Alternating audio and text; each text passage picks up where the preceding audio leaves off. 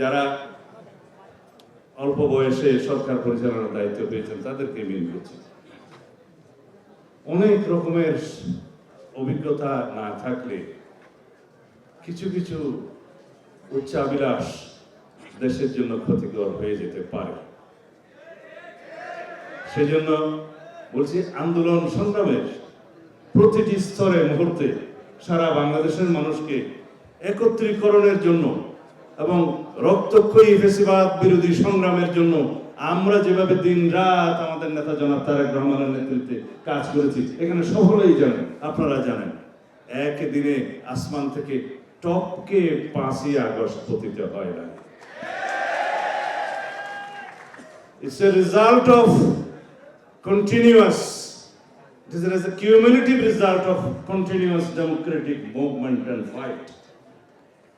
যেখানে বাংলাদেশের প্রত্যেক জনগণকে ফ্যাসিবাদের বিরুদ্ধে একাত্মতা প্রকাশ করতে হয়েছে, সংগ্রাম করতে হয়েছে, আত্মদান করতে হয়েছে, যার ফলে ফ্যাসিবাদের পতন হয়েছে। আমরা জানতাম ফ্যাসিবাদের পতন হবে, কবে হবে, কিভাবে হবে, কত রক্তক্ষয় হবে, সেই হিসাবটা কেবল জানতাম না।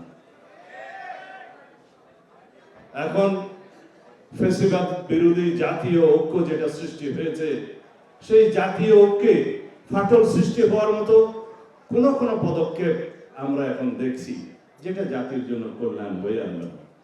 সব কিছুর বিনিময়ে বাংলাদেশের সবচাইতে জরুরি হলো ফ্যাসিবাদ বিরোধী জাতীয় ঐক্যকে ধরে রাখা। মাননীয় প্রধান উপদেষ্টার উদ্দেশ্যে বলবো, জাতীয় ঐক্যকে ধরে রাখার জন্য যত কৌশল আছে সেটা অবলম্বন করুন, কিন্তু কোন উচ্চাভিলাষী কোন গোষ্ঠীর রাজনৈতিক উচ্চাভিলাষ পরিপূরণের জন্য আপনি হাতিয়ার না হন, সেটা আপনাকে সজাগ থাকতে হবে।